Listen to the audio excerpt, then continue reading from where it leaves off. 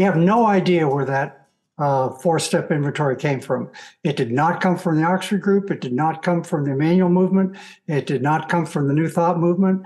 It did not come from Sam Shoemaker. We don't know all the places it didn't come from, but we have no idea who wrote that. There's some people that believe that it was written by the psychiatrist in New Jersey that actually edited Chapter 5 of the Big Book before it went even into the multilith. He came over and said, "You got to take out all the U's and put in we." He may have actually slipped in the 4-column inventory, a 3-column inventory at the time, but again, that's all supposition. There's no link to that going anywhere. We can quote most of the paragraphs, chapter and verse, all 164 pages plus the doctor's opinion, to some source document.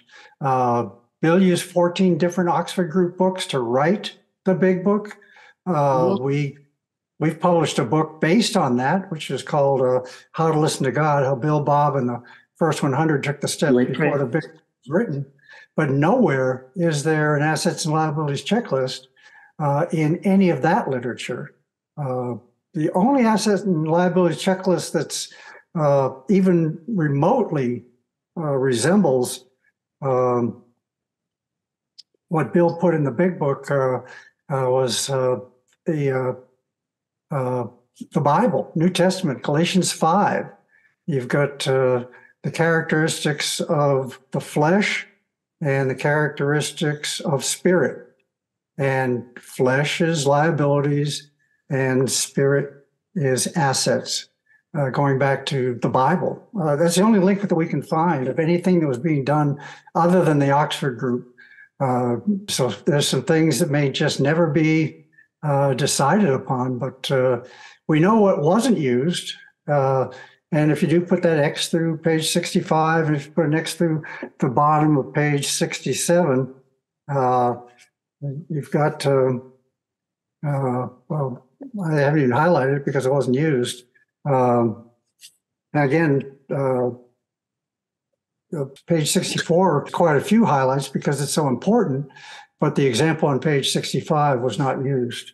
So these are the paragraphs that were used versus the rest of the book that wasn't used.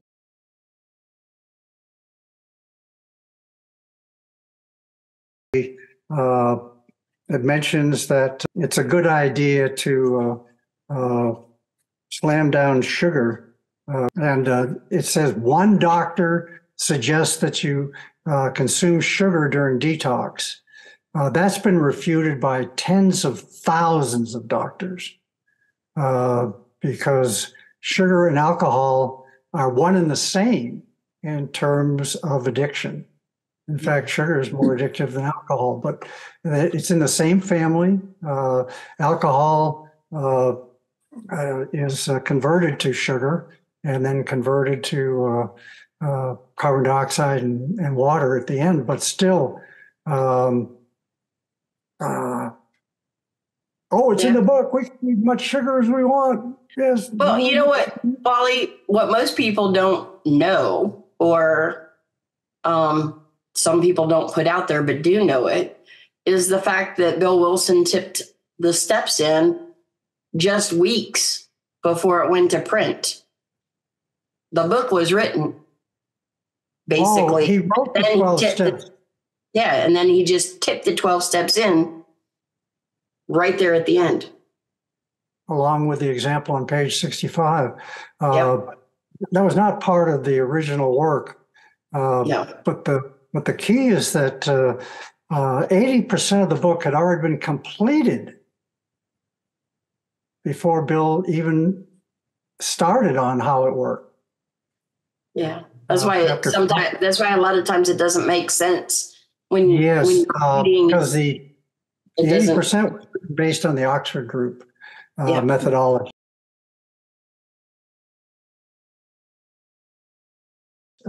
It is predicated on a column inventory, but the key is that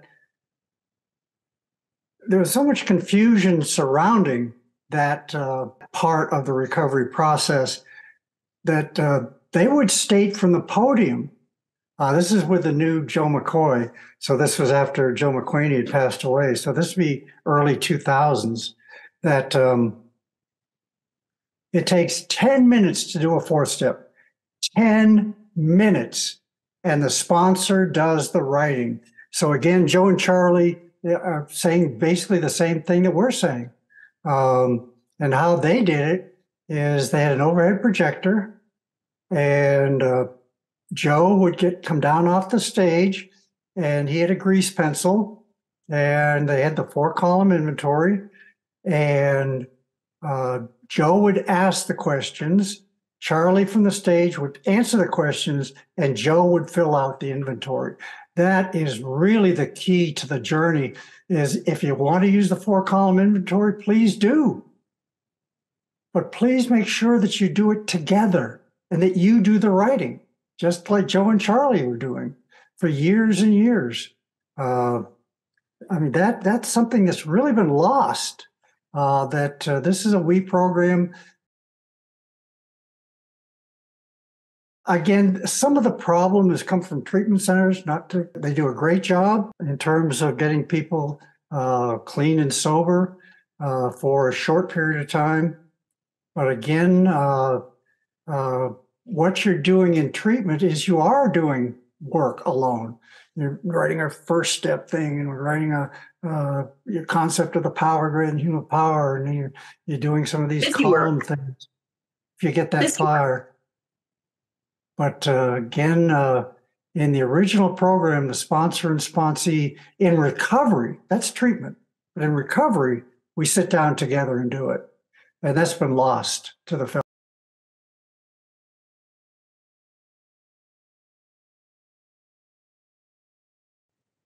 We know a gentleman who, and I might have mentioned this last time we were all together, we know a gentleman who almost lost his life because his sponsor made him do his 4-step and alone and made him do it for 2 years. He had a notebook with 600 entries times 4 columns, so 2,400 entries, and he was ready to commit suicide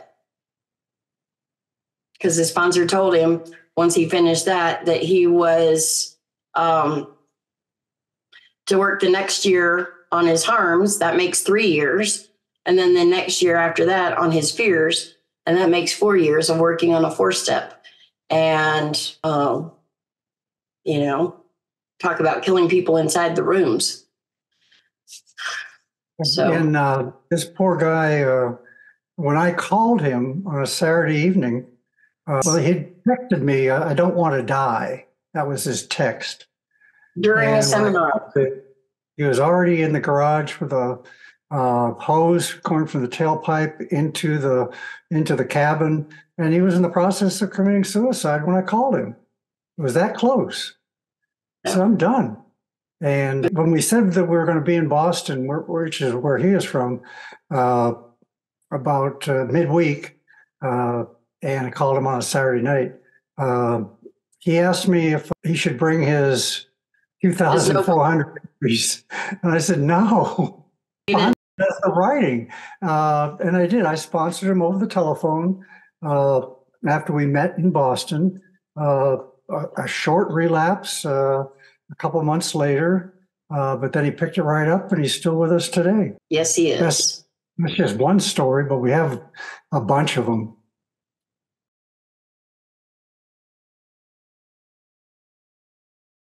The whole idea is that it's in the literature, especially the early literature out of Akron. Again, we look at our history, not just in terms of the big book, but the other literature that was written in support of the big book. In that one of those 2 pamphlets from Akron, it says the sponsor calls the sponsee. And back in the early days, interviewing the several hundred people who got sober in the 40s, there isn't anybody left alive, but thank God I tape recorded every one of them. They said it was just common for this. That was the sponsor's responsibility, is to call the newcomer. what we hear today is, now we want them to call us because we're king of the hill and we're going to teach them everything they need to know about recovery. But no, why would we expect a sick person to call a well person? It's evolved into something it was never intended to be. Oh, they have to show that they're willing. Oh, and if they're not willing, well, I'm not going to work with them. The only thing that you have to show me, the only thing you need to show the first 100,000 who got sober is that you are at a meeting. That's the willingness.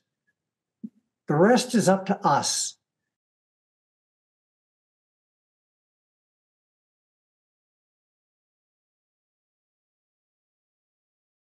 I was snagged after my first meeting in the parking lot, going to my car. This guy caught up with me, tapped me on the shoulder.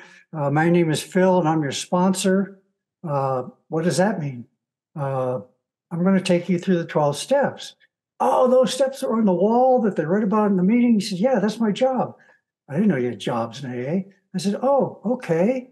And so first I'm going to tell you part of my story. And then we're going to take a look at, he didn't say it like that, we're going to look at the bedevilments to see how many of those you can answer yes to. All you'd have to do is answer yes to one of them, and you've taken step one. Step two, do you believe? No. Do you believe that I believe? Oh, yeah, you told me that 20 years ago you crawled out from a bridge, now you're president of an oil refinery. Yeah, I believe you believe. Okay. Well, since you don't believe, the rest of the steps are God as you don't understand him, or power, or spirit. You go where the sponsee is. You don't try to, pound square pegs into round holes. I've taken people through the steps where their higher power was a black hole. Okay, black hole, I offer myself to you. I mean, don't put any block between the newcomer and step 12. Don't present something to the newcomer that he can't do, such as a 4-year, 4-step inventory.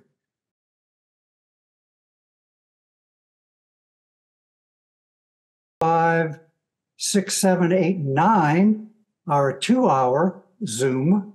And then 10, 11, and 12 is another 45-minute Zoom. So you're doing the whole thing in less than 4 hours. And you're calling them because it's our Zoom room. They just jump on using their phone or their computer, tablet, and we do it eyeball to eyeball. And I've done this hundreds and hundreds of times. The actual step work that is done in the beginners meetings, there's more than 750,000 people that have been through this process at a very, very substantial recovery rate. And between myself and Brit having done these seminars, usually 300-400 in the room. The biggest room we did was 1,200, which was too many. We lost the familiarity that you have with smaller groups. So we limit all the groups to 400 max so that we can get to know everybody in the room during the course of a weekend. But yeah, Brit and I have taken more than 100,000 through the steps. And other Back to Basics pioneers included, it's 750,000 have gone through the steps. I mean, you can't argue with success, because today there's 500,000 people alive who wouldn't be alive if they hadn't been taken through the steps in 4 one-hour sessions. So we're we're not adamant, but we just say, okay, do you want to do a 5% recovery rate program, or do you want to do a 75% recovery rate program? And the choice is yours. But if you want to do the 5% recovery program, just keep going to open discussion meetings. Oh, sorry. Personal opinion. I raise my hand when it's personal opinion.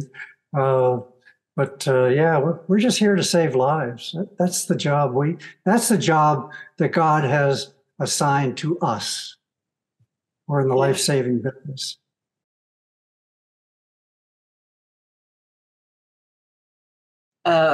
Wally talked about a power greater than oneself being called a black hole. I tell my sharing partners and sponsees, I don't care what you call it, as long as it's something out there that resides in here, it can be whatever you want it to be. And I had one lady that I took on, she had no idea about a higher power. So I asked her what qualities she wanted her higher power to have.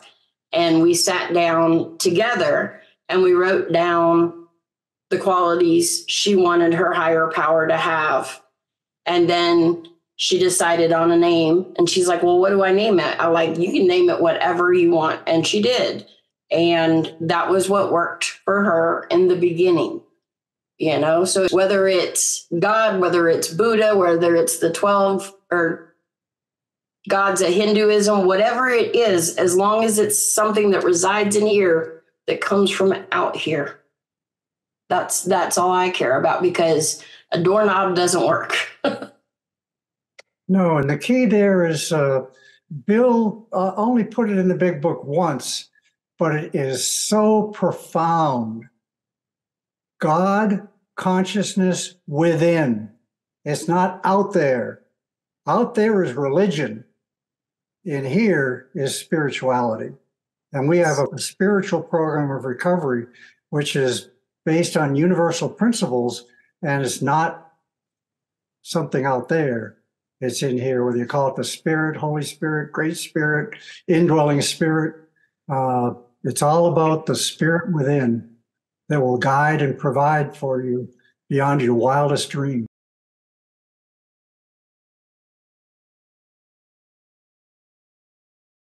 Is the same, pretty much the same as Wally's.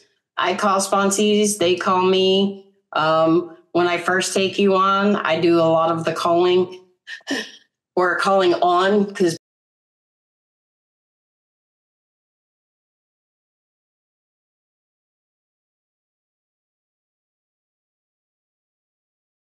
so that you know how I do it.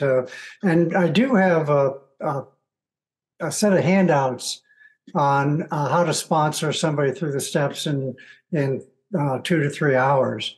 So that's part of the process that I use.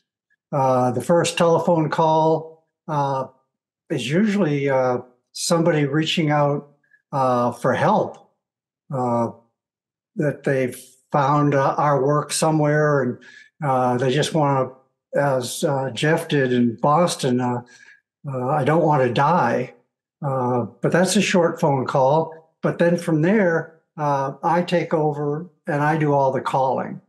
Now, the first session is, what are we going to take the steps on? What is blocking you at this moment in time? And once that's resolved, do you believe in a power greater than human power? No. Well, then use my higher power until you get one of your own. Then we'll do the third step prayer together. And then we set up the time where we both have 2 hours to do steps 4, 5, 6, 7, 8, 9. So that's the only part that has to be worked out ahead of time, is the 2 hours to do steps 4 through 9. Again, I ask the questions, and that can be done the next day. Or if the person's in serious trouble, I'll do it when they call in. Okay, let's go ahead and get steps 1, 2, and 3 out of the way right now, so that you can see how simple and straightforward this program truly is. Of course, I do mention that 95% of the big book was not used to take newcomers through the steps. That's a given. We know that from Dr. Bob and the pioneers from the Midwest. Dr. Bob immediately thought the big book was far too complicated for newcomers. And that's where we read the paragraph from one of those Akron pamphlets that introduced your sponsee to the steps in a simplified version first. Very simple, because now we get to do it again and again and again and again. But after we get through the first cycle, then we set up the continuance, which is the fifth C on working with others, which was lifted again totally from the Oxford group, the 5 C's of life changing. But the continuance is that we're going to set up times where I'm going to call you. And if you're not available, then I leave a message normally that or an email that we need to reschedule.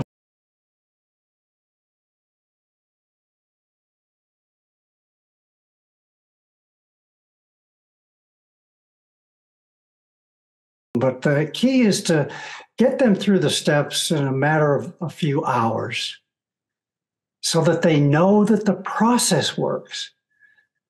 I know that the process works because when I released Back to Basics in 1997, I'd already done Back to Basics for over 2.5 years, trialing it and what worked and what didn't work. And somebody would come and say, oh, that's Joe and Charlie. That's not 1946. Oh, okay. Got it. But again, the key is that back to basics of recovery, before the basics, where we just use the 4 spiritual activities of the Oxford group. It's all simple, straightforward, and it works.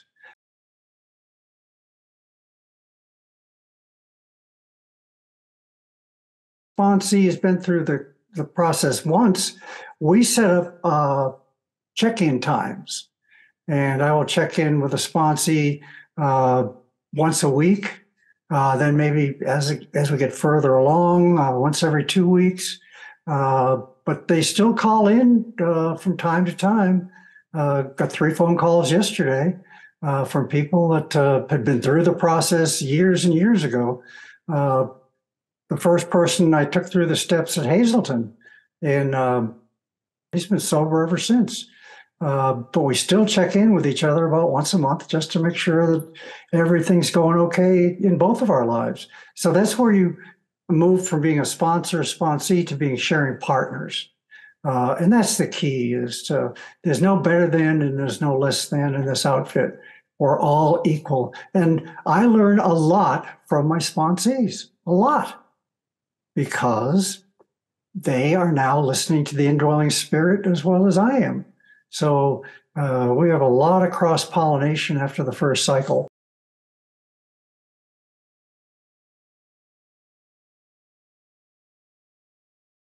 But the first cycle is just a matter of hours. And it can be set up where the 2 hours are critical. The rest is maybe 30, 45 minutes, but the 2 hours is critical to get through steps 4 through 9. Because that was a package deal in the early days. That was a package deal. There weren't individual steps. And the key is the process works. And I know the process works because I have personal friends that have taken the NA literature and converted back to basics using the NA literature, and it works just as well using that literature as the big book. Oh, yeah. It's called Work the Steps or Die. You can find it online. Use the literature that's available, but make sure that it has the end result of being able to actually take somebody through the work. And if it doesn't work, explain that the big book does have guidelines, and we'll just change, food for alcohol and the rest, and go through it that way.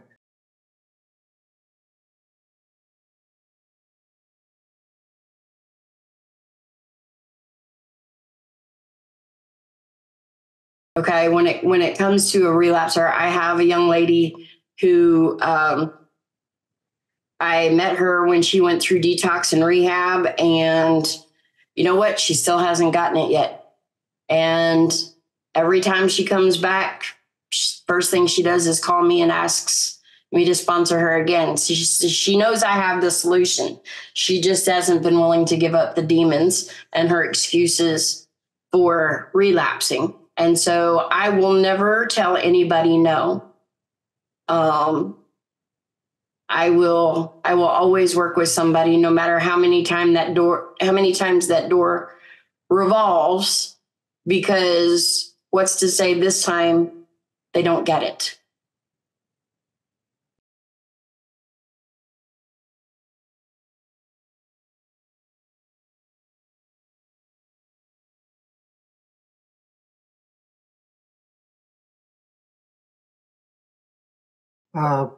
I put out there tongue in cheek from the podium, and that is that I was asked a question in one of the seminars. How many times do you take a sponsee through the steps before he or she gets honest?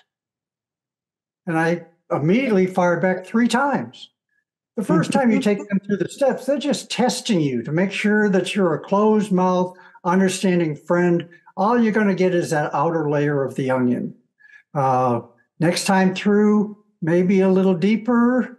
But by the 3rd time through, when they know, number one, that you know how to do the work, and 2, you are there to assist them with the heavy lifting, which is the stuff that's further down in that onion that have been sometimes even hidden away for decades.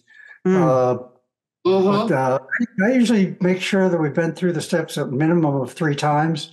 That's where the 50% recovery rate comes from, written in the Grapevine in 1946. They didn't even start counting until you'd been through the steps 3 times. But then once you've been through the steps 3 times, the recovery rate was 50%. For those that have gone through the steps 6 times, the recovery rate is 70%, on and on.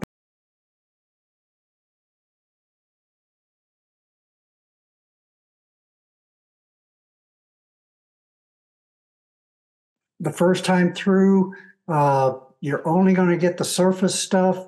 Second time through, maybe a little deeper. By the 3rd time, they're going to tell you the deep, dark secrets that they are unwilling to share with anybody else.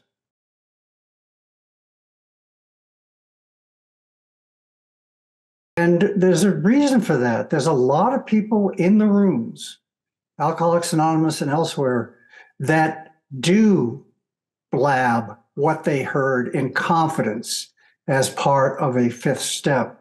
And that is a shame, because that is what drives people out of the rooms. You talk behind my back, you SOB, and I'm out of here. Paul Martin, I don't have his audio tape in front of me, but I've shared the podium with him several times. He's out of Chicago. They never stopped doing the beginners meetings. Been doing them continuously since 1942, 1943 in the Chicago area. And he would share from the podium again in the late 90s, early 2000s.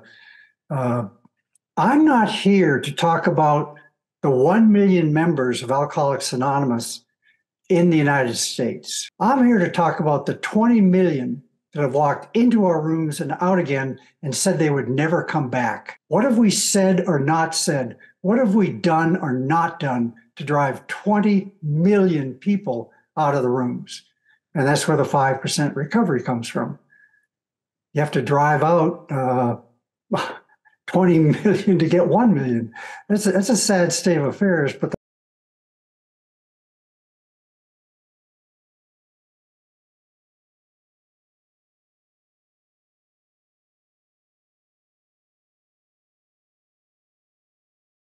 no, that we are equal at the base of the triangle. That's the key. Key is that, and it's not just Alcoholics Anonymous, it's not just Al-Anon or the other 12-step communities, but there's a common thread that's dealing with most of the spiritual communities throughout the 20th century and even into the 21st century, where the Oxford group started really simple. The New Thought movement, Emmett Fox, started really simple. But then with time, people say, well, let's add just this little thing here. And then maybe 10 years later, okay, let's add another little thing here to where it can reach the point of 1 out of 20 making it instead of 14 out of 20, 15 out of 20. And the key there is that it's the simplicity of the process as it was originally intended that gets lost in so many of these spiritual movements. And they evolve into something that is far less effective than the original program. But again, people have forgotten. And we're great at forgetting. We're great at minimizing. We're great at rationalizing. The biggest thing, personally, that I have trouble with, and that is meeting starts at 7 o'clock, and you don't finish the readings until 7:20. That was never, ever done in the early days. Oh, but we got to read how it works. No, you don't. We have to read more about alcoholism. No, you don't. We have to read the promises from step 9. No, you don't, because they never were read. The meeting was to share about the big book of Alcoholics Anonymous. Again, in the early days, there was only 3 meeting formats. The open speaker meeting, where the speaker had been pre-screened, 10 minutes of what it was like, 10 minutes of what happened, and 40 minutes of how God and the steps changed your life. The meeting started at 7. The speaker is up there at 7:01. Okay, closed discussion meetings. Not to discuss your problems, because that's what sponsors are for. That's what's been lost. You take your problems to your sponsor. You don't throw in your problems in the middle of a meeting, but everybody gets 3 minutes to share nothing about problems. Where's the solution? So in the 40s and early 50s, the closed discussion meetings were to discuss the big book of Alcoholics Anonymous. So that's where the big book studies came from. The third meeting format were the beginners meetings, which were held either before the regular meeting or in conjunction with the regular meeting. In Minneapolis, they actually had 4 rooms behind the speaker platform. And when you're new, a sponsor, are you new here? Yes. Okay. Paul, you're going to sponsor this guy. The 2 of you go in the back room. You go into the surrender room and you take steps 1, 2, and 3. The next week you move to the next room and take steps 4, 5. And then you go to the next room and take 6, 7, 8, 9. Then you go to the next room and take 10, 11, and 12. And if you miss a week, you pick up where you left off. The key is to get them through the work as quickly as possible. And having 4 rooms in the back of the speaker meeting room was a way of getting this even more effective than they originally thought by taking a month to go through the steps. Today, most people don't have a month. They don't even have a week. We have to get them through the work now. And that's part of an article I wrote for a sober magazine. How much time do we have? Realizes that the pain and suffering that they're experiencing in the rooms are greater than the pain and suffering that they remember when they were out there using. As soon as they realize that they're in more pain now than they ever were, they're gone. Mm-hmm. And sometimes we don't even have a week. Sometimes we have to do it all right there in their presence. I know that Brit's taken people through the steps in less than an hour. I've taken people through steps in less than an hour. Sometimes you can do it in less than 15 minutes. Surrender, sharing, amends, and guidance. 15 minutes. Don't even need big book passages. Just get them through the process. Yeah. That's what I was going to go for right there. You took it right there at the end, Wally, is, you don't have a week sometimes. Sometimes all you have is that minute. I am very adamant about, in a face-to-face meeting, if in my home group, if I see somebody come in, my first goal is to find out if they're new or if they're visiting.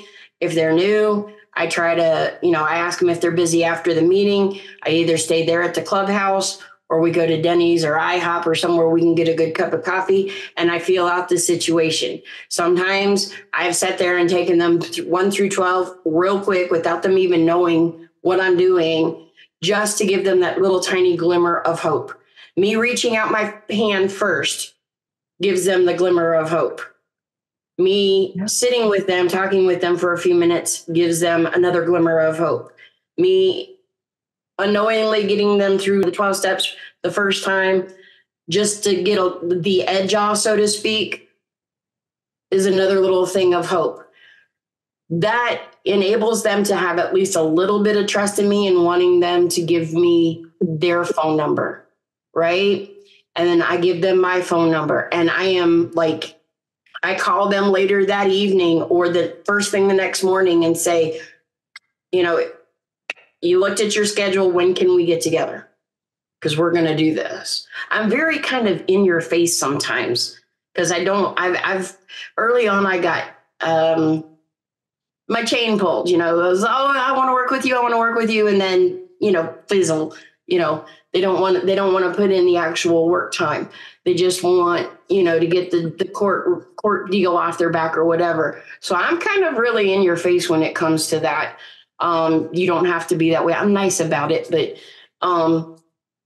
I want to give them every opportunity, right? So I don't let them squirm away or skulk away, because I've seen that happen way too many times, that nobody reached out their hand. Because like somebody mentioned earlier, when I came in the 80s, we had greeters at the door. We had people who self-appointed themselves as our sponsors. I got sober in Europe. So I had some pretty old school AA people over there who they just self-appointed themselves. And that's how I got my first sponsor. And I'm kind of the same way. I mean, if people ask, I say yes. But if I'm in a room and I'm seeing somebody just sitting there sweating bullets, hey, come on, let's go. We're going to do this. So. A quote from the pioneers, part of our oral history. Like I said, I interviewed well over 100 that got sober in the 40s. And if you throw in through 1955, it was 150. One of the things that was bantered around between sponsors is getting a person through the steps without them even knowing it. It's the process that works. It's not the literature, the big book. There's nothing magical about the big book. You could put any number of books that can be substituted for it and it still works. What works is the process. Surrender. What's the problem? Okay. That's steps 1, 2, and 3. What are you going to do about it? 4, 5, 6, 7, 8, 9. And are you interested in listening to your inner voice, your inner positive voice rather than negative voice? I've never heard of that, but yeah, I'll give that a try. Okay.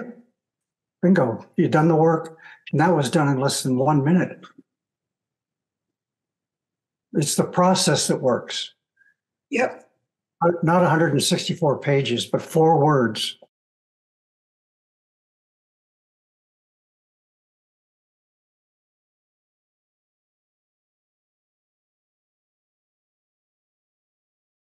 That's the key. The AA model is based on much of the work that I did when I wrote my first book, which was the history of the intergroup and central offices in the 1940s. And back then, there was only 1 meeting a week. And the secretary for the group kept immaculate notes. And they did have a grid with the home group members. And if you missed, if you're at the meeting, you got a check mark. If you weren't at the meeting, they asked at the end of the meeting if somebody knows what happened to Billy. And if Billy missed 2 meetings, they sent 2 people out to bring him back. We don't see that at all today. So these immaculate records that the secretaries of the group caught, that's part of the 80,000 pages of research material that I have on what was done in the 1930s and 1940s. 80,000 plus another 20,000 that have come in subsequent to the first book. But again, they knew who was sober. They knew who wasn't sober. In New Jersey, they had the New Jersey pin, which was a triangle. And you got the pin at 90 days of sobriety. There weren't any cakes and all this other stuff that goes on today. So at 90 days, you got a pin because in those 90 days, you've been through the steps at least 3 times. You've been sponsoring during this period, and you had a service commitment to the group. So if you received a pin and relapsed, you had to give the pin back. And then you had to start the beginners meetings over again. And you'd be awarded the pin, same pin a second time when you completed the 90 days and took the steps another 3 times and was of service to the group and was sponsoring others. Not everybody can be a sponsor, but everybody can be of service somewhere within the community. So sponsorship was pretty rare breed in terms of people that were really, really good at it. But they had practice. The beginners meetings are not only where you take the steps, but you learn how to take other people through the steps. During those 90 days, you could take the steps 3 times. You could take the steps twice and sponsor once. You could take the steps once and sponsor twice. You could take the steps once, sponsor once, and then help lead the meetings. Any combination of those 3 activities over a 90-day period, there's a good chance that you know the process and are going to use the process daily for the rest of your life.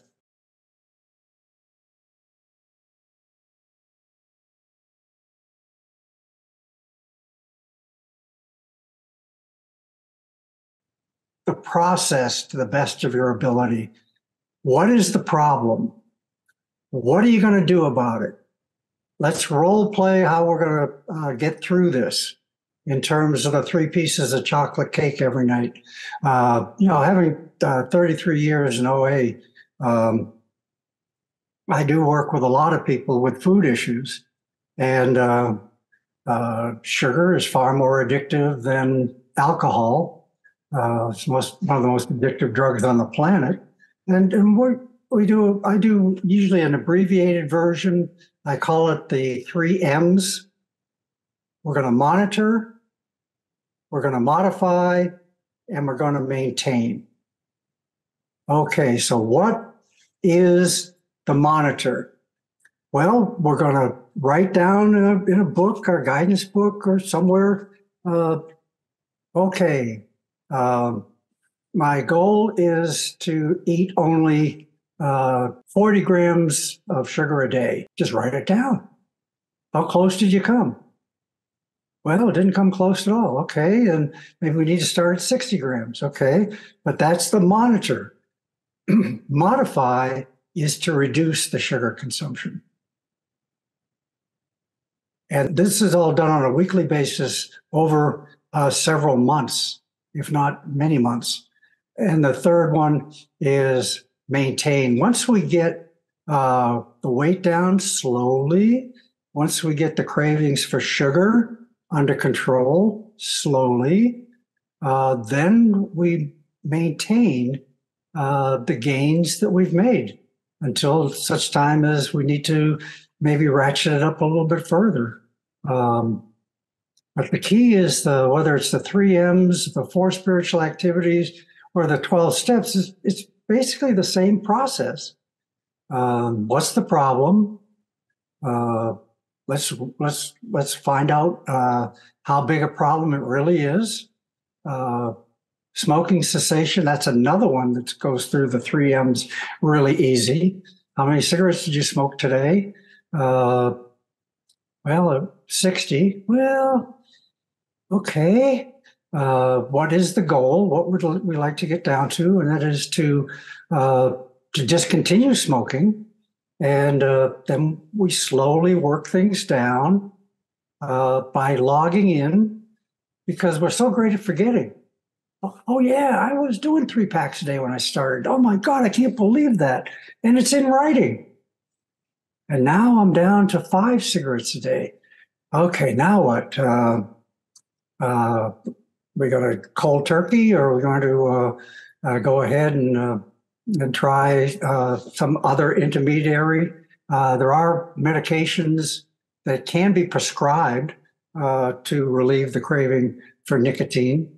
And again, I do a lot of work with smokers that way, using the 3 M's rather than the 4 spiritual activities of the 12 steps. But again, this is based on having done this so many times to get the feel for each person that you work with. And some people don't make it, or they give up. And that's a shame. But if we're still doing the 3 M's and reporting in every week, that's part of the people on my calendar. Yes. Then we can deal with any addiction, whether it's substance abuse or not. It works for all of it. Just have to modify it slightly depending upon what the issue truly is.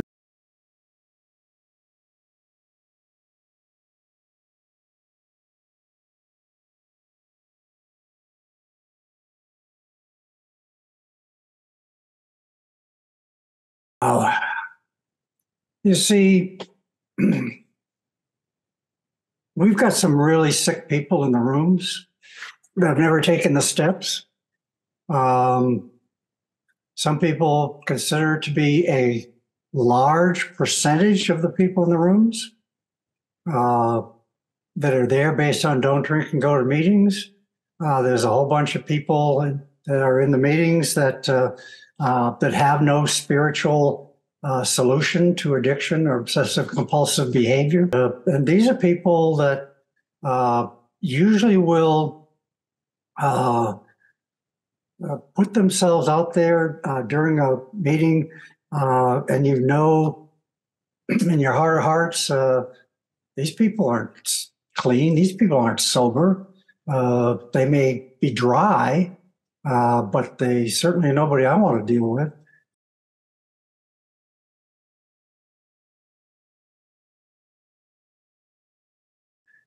But in the early days, you didn't have to deal with it at all. Go to your first meeting, you're assigned a sponsor right there. And you're assigned people that the secretary of the group knows personally. They're not a predator, and they have done the work. That is totally out the window today, and that's a shame. You don't know who's in the meeting. You don't know who the predators are. You don't know the ones that are just doing smoke and mirrors and have never done the work.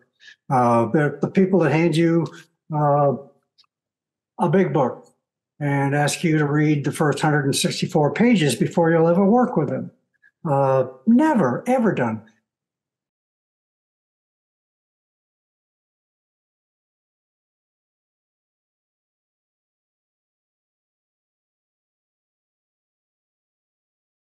In fact, that's where the 50 key paragraphs came from. In the early days, this book cost the equivalent of $95 today.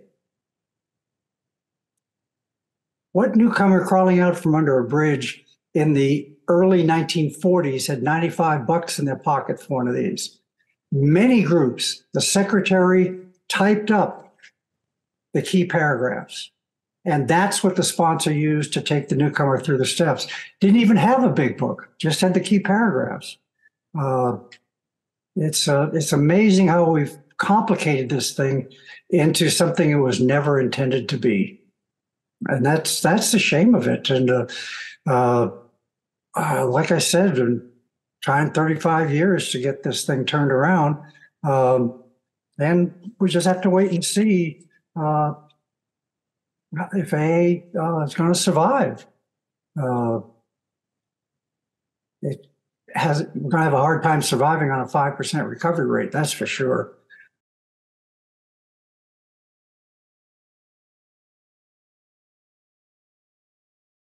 But now that 3/8 of all the people in AA have been through back to basics, now we have a fighting chance of getting things back to the way they were before there were open discussion meetings. In fact, open discussion meetings are not an AA format. Came from the treatment centers in the 1970s. And a psychiatrist wrote an article that really slammed AA quite extensively. Washington Post published his article. The title of the article was 12 Steps to Nowhere. Since he was a psychiatrist and he was sending his people to AA, for the first 10 years, things were okay. But for the second 10 years, he couldn't even find anybody who had gotten sober. So he started going to meetings. He went to meetings for 6 months. But because he wasn't an alcoholic, he only went to open discussion meetings. And that's where he wrote the article, 12 Steps to Nowhere. You don't do group therapy without a therapist. And that's what open discussion meetings are. It's just a free-for-all, which he said was just, it's unworkable because in treatment, you do have a person leading the sessions that is professionally trained to do this. And it's a group meeting, and there's a facilitator. But the people that lead the meetings today, they just let it rip. Anything goes. I see a lot of that. Not the way it used to be, though. No, I call them the wine and cheese meetings, because that's basically what they are. People come in, they get their coffee and something to eat off the snack bar or the back table or whatever, and then they sit around the table and they whine about, my back hurts. Oh, I was stupid. Oh, the kids did this. Oh, the kids did that. And it has nothing to do with something that's jeopardizing their recovery or about the steps or anything like that. Is just wine and cheese. The key is that the sponsors are supposed to be the people that receives any of the negativity from the sponsee. It's not to be shared in a group where you get 40 people giving you 40 different pieces of advice. That's between you and your sponsor. And that's why open discussion meetings were never even held until the late 1970s. And they came from the treatment centers. They didn't come from AA. AA's 3 formats were open speaker, closed discussion, and beginners meetings. Those are the big 3. And 11-step guidance meetings, if you want to include a 4th. But the first 3 were actually in the handbook for the secretary of the group, starting in 1949. It's written that these are the 3 meeting formats in Alcoholics Anonymous. And now 95% of meetings are open discussion. It is what it is.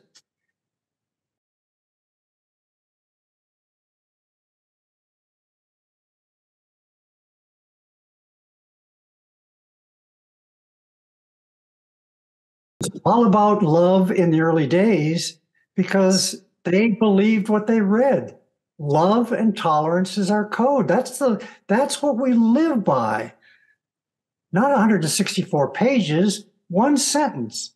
Love and tolerance of others is our code.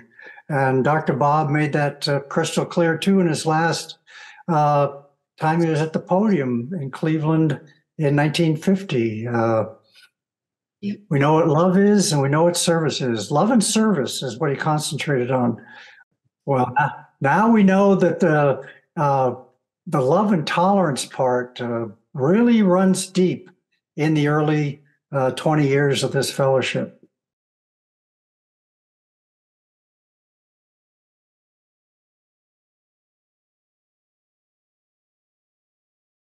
First, that's what sharing partners are for.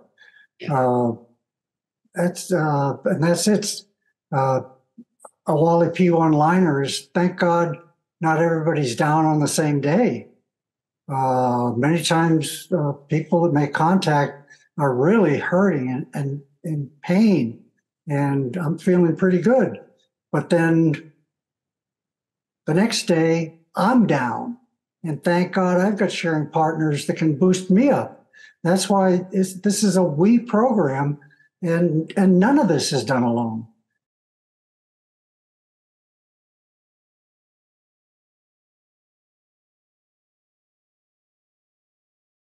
The recovery process. We've made it into something that it was never intended to be. And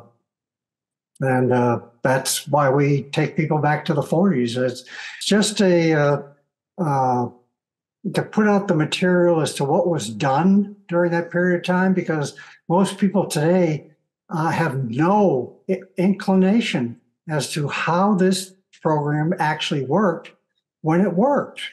And taking out 95% of the big book, that alone, strikes of heresy for some people. And the sponsor writing the 4th step. The key there in terms of working with somebody, if somebody doesn't come up to you and offer to be a sponsor, that's kind of rare these days. But the key is, if they do, personal opinion, the question asked is, can we do the steps together? Can we do steps 4 and 5 together? Can we do steps 8 and 9 together? No, I want you to go home and write. And when you get 3 spiral wound notebooks finished, then we're ready to do step 5. That's a true story. No.